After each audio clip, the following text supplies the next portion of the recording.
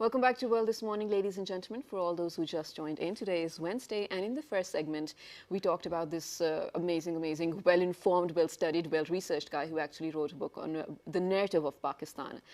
And today, it's the 10th of October, thus we are observing World Mental Health Day all across the globe. And this segment is actually in line with that. But before Shahzad moves on to tell us what the theme is, there's actually some things that I need to discuss. Yeah, sure, go ahead. So just, I think 4 days back, I came across something on Twitter, and it was absolutely shocking to me, but it's not something very unusual because I do see these things happening a lot. So there was a student in some university in Faisalabad who actually shot himself dead outside the gate of the university. And then he left a note as well to his parents and everything. And I can't say that he actually wrote this in the note, but he sort of hinted something like this. And then the students took up and said this is what he was going through. He was actually going through a stress regarding his studies and everything. Exactly. He was not probably making it too well with the teachers and whatnot. So, I mean, look at the level of stresses we're talking about. It's not only in adults anymore. We're talking about stresses in teenagers as well, because I get to deal with them on a daily basis. Since I have siblings, I have their friends as well.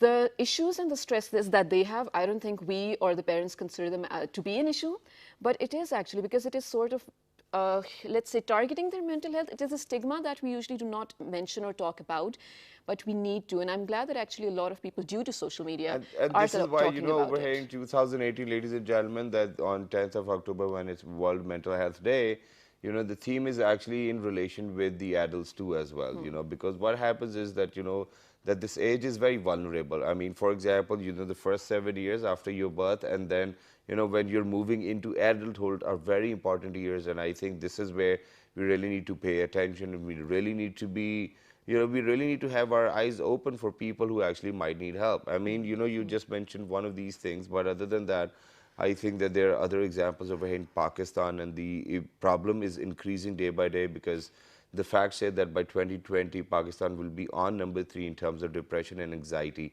in the entire world. And I think there are a lot of reasons which add on to your mental instability, but I think the first and the foremost reason is that we have got a stigma attached to the entire thing, that we do not really want to go to a psychologist or a psychiatrist because they think that, you know, we are crazy, and we are not crazy. So first things first, we need to come out of this. And other than that, we'll definitely discuss all of those problems. Why this year, you know, we are focusing more on adults, because I think that the percentage increasing is more in the adults itself. So, ladies and gentlemen, without any further ado, because we're very short on time and we want to get the best information out. So we have been joined with some amazing guests over here in the studio. On my right hand side, we have been joined by Professor Dr. Muhammad Tahir Khalili, who is a professor of clinical psychology, and he's the VP at the Islamic University too as well. Hello sir, assalamu alaikum, good morning. Thank you very much. Thank you very much for joining us. And alongside Mr. Khalili, we've been joined by a regular on the show as well. She's a clinical psychologist. She's running her own initiatives. She's none other than Ms. Sobia Khatib. Hello, assalamu alaikum. Walaikum assalam. Thank you very much for joining us. Thank you so much. So, Khalili sahab, we'll get the conversation started. I'm not going to ask you how important this day is or whatnot, but I think that the sole motive behind highlighting or observing this day is to let people know how important mental health is and what are the issues we are facing over here in Pakistan currently. First of all, thank you very much for inviting me to this show. Our pleasure, And it's a great initiative. And this is the important day you mentioned. There is no need to mention about this. But I think if you will be aware that WHO has a slogan that there is no health without mental health. Then mental health is very important. Right. Mental health is important for a healthy society. And you mentioned about this tragic incident in Faisalabad University. There are plenty in our country. If you look at the previous newspaper and you go there, then there were many people, they committed suicide, particularly in Chitral. You have heard that. Malakand division is on the top now. And thanks to the KP government, that they recently sent a task force to look at this problem. Because it's a serious problem, and the young people are coming, you know. Absolutely, and yes. this time the WHO focus is on the young people, Young people, yeah. From age 14. Shehzad mentioned a very important point, that is a transitional stage. Exactly. It's a very crucial stage because the individual wants autonomy. Okay. at the same time, but he's also dependent on the parents, Right. and he's exposed to this media, to the global media, which is an unrelenting media. There is no limitation, but whatever comes to their mind, they disseminate to the youth. This is the basic It's theme. unfiltered, Yeah, right? we recently did a study in KP, that is the psychological autopsy of those who committed suicide, Okay. and the findings were amazing. That was published in a very reputed journal, Impact Factor journal, and we sent those findings to the policy. Please share some with us. We're very Yeah, interested. the findings suggest that because it is very hard to study this problem, because the person is no more here. Exactly. And you have to look at the, like you mentioned, the suicidal notes and other things you have to look at. Relations It's and a very hard and difficult matter. The findings are that depression is on the top. Mostly they suffer from depression because there is no communication. Usually, like Shehzad mentioned, the parents, they don't communicate, and they don't consider that this is a problem. Yes. This should be treated through psychologists, clinical psychologists initially, because if the initial stage they address this issue, then it won't become a chronic problem, or it won't become fatal. Second is the pesticides, or the so-called chuhe maar dawaiyan. These are the things which is we Usually used. highlighted in this study, and there is no regulation. Even a child can go to the shop, and from the shop they can buy, and then they can use it. And the firearm, like the pistol and all these things are available, and there is no secure environment that you can keep away from the young people.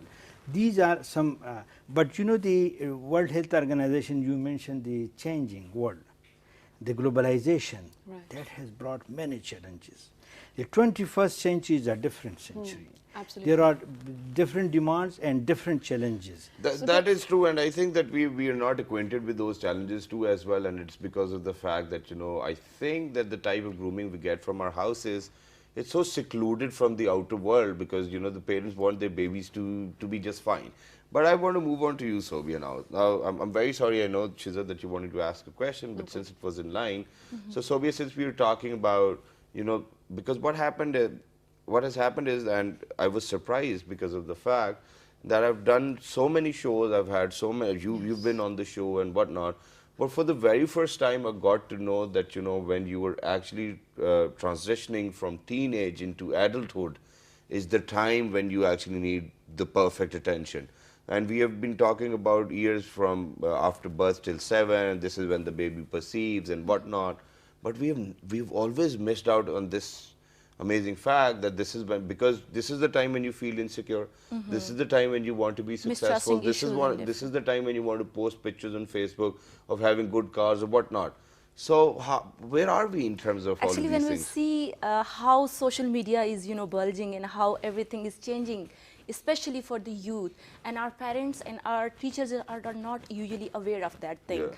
And these leads to the most dangerous things and disliking things when children and when our youth and exposed to that thing, they don't understand, and they just liking, and they just, because as sir mentioned, we don't have the authenticity of anything over here. Right. We don't have the material, we don't have the awareness programs from the grassroots level to the ministry level. We don't give importance to that sect area when 14 years of age onward. We just see this is a normal behavior. Usually in our homes, what we say, it's a normal behavior of a home. He's that getting is the most aggressive, vulnerable age, he's right? getting aggressive, he's irritated. These symptoms are taking usually a very usual. That's the sign, and that's the very, you can say, first step from the parents, from the teachers, and from the society. They take it as a usual, and it leads to the disorder form. Like if we see, as Sir's, mentions about his studies, we have already mentioned, we have already conducted research. Basically, it is related to the life free from violence and harmful practices. We see in our colleges and universities, because suicidal rate is growing up, and the reason only aggression and stress. These are the basic reasons started, and it leads to the medical problems and even in the lifelong problems for the youth especially. In Pakistan, we have 69% of youth bulge, Right. but we will see the health policies and related to the health segment of mental health, we have 1% only allotted for the budget of this area. We don't give importance, and even teacher, they usually think that. I'm sorry, but I think other than budget, I think it's more important for our parents and the family Exactly, members to parental understand. styles are very Shahzad, important. to add to Subia's Sir. point, one of my students, she's now teaching in a government college, and Dr. Huma Zafar, and fortunately she is also a newscaster. Okay. And she did PhD with me under my supervision. Wow. She studied the young people problem, the adolescents, particularly the individuation, the time they are looking or seeking for the autonomy. And that is a most stressful time. And then we devise a didactic approach indigenously, how they could be treated and how they could be trained to cope such situation during this. But I will add some two other things which is very important. But pertinent sir, to- before you add to this, you know, what we're going to do is that we actually want a perspective from a larger scale, from a macro scale. So what we've done is that we've actually contacted somebody in the United States of America, and she's actually going to let us know, people, that how the world is, you know, fighting against the mental illness challenges global and level. how people are behaving over there, so that we can differentiate and then we can learn. So we have been joined by Mahrukh Mustansar, who is a psychologist herself. Hello Mahrukh, assalamu alaikum, how are you? Good morning. Walaikum salam. I'm fine. How are you doing? Thank you for having me in your show.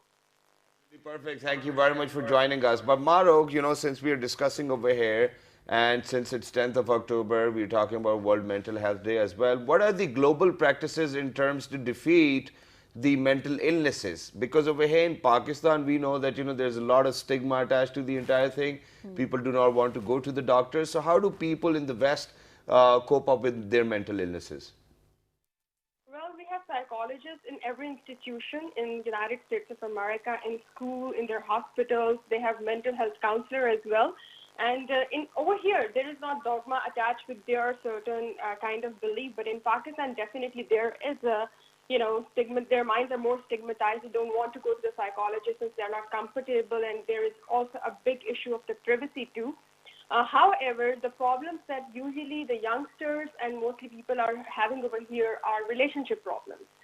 They are unable to sustain a relationship, and usually we counsel them regarding how to maintain a healthy relationship and how to be more positive and how to keep your mind healthy through optimism.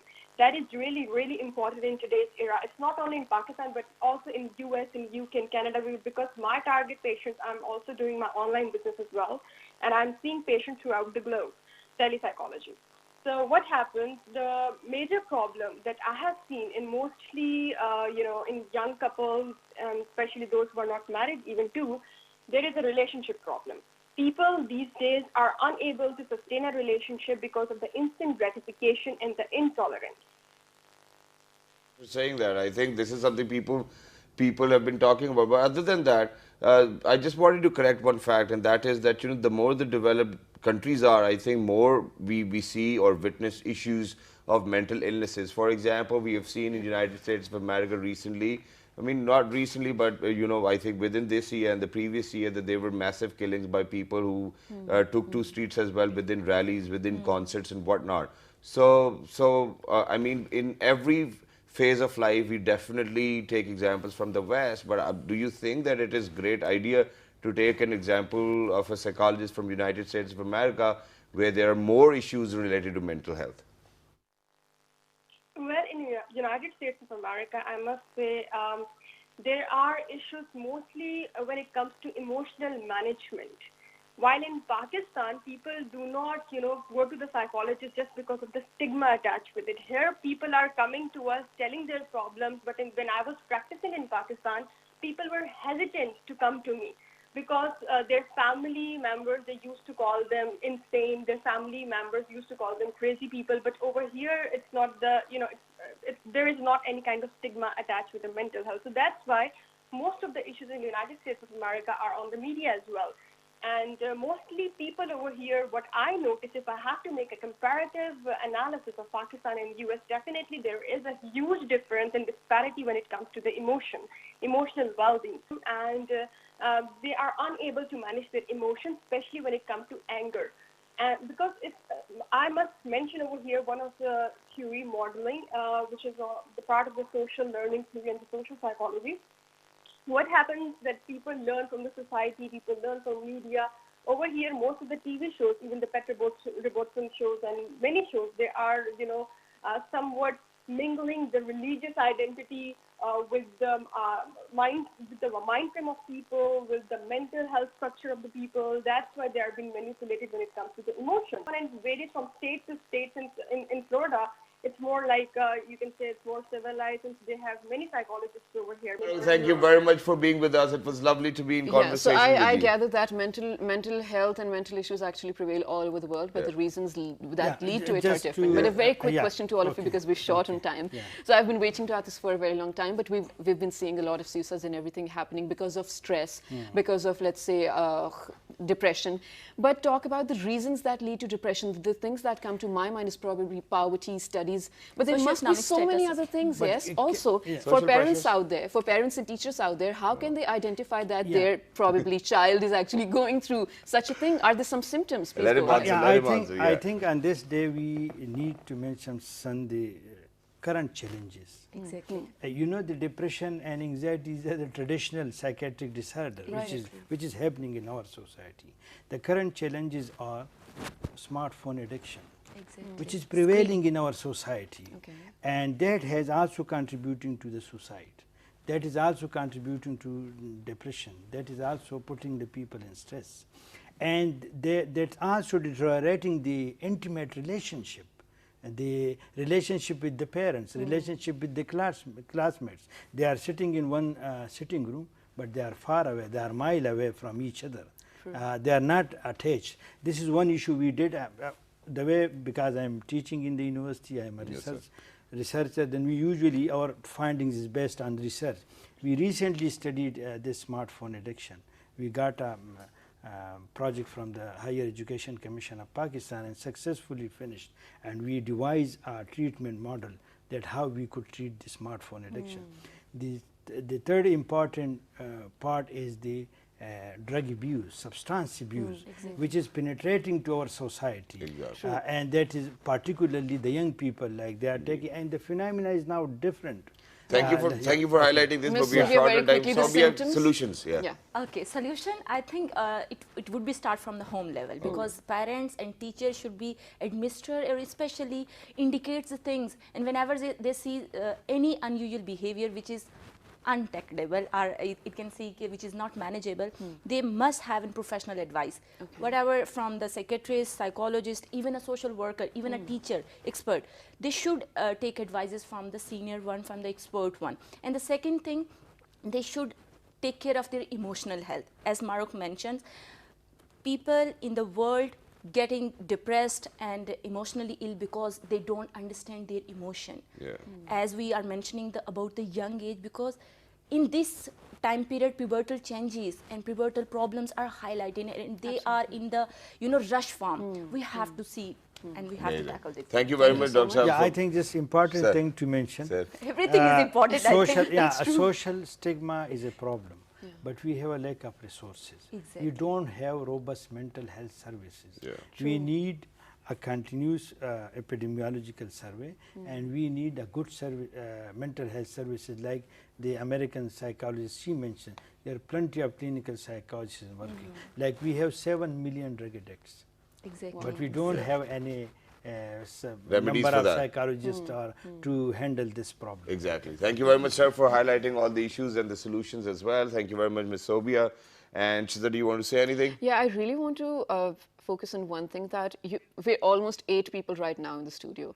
And for a fact, I can say that 5 to 6 out of us are actually, let's say, victim of mental health issues, depression or anxiety for so many different reasons we don't even know. So please lend out your hand to anyone who needs to, needs your help, or you listen to them, help them out in any small possible way that you can. So ladies and gentlemen, all the details to write to us are on your television screens. Please do write to us. We are going to bid farewell. Thank you very much. 1, 2, 3. Good morning.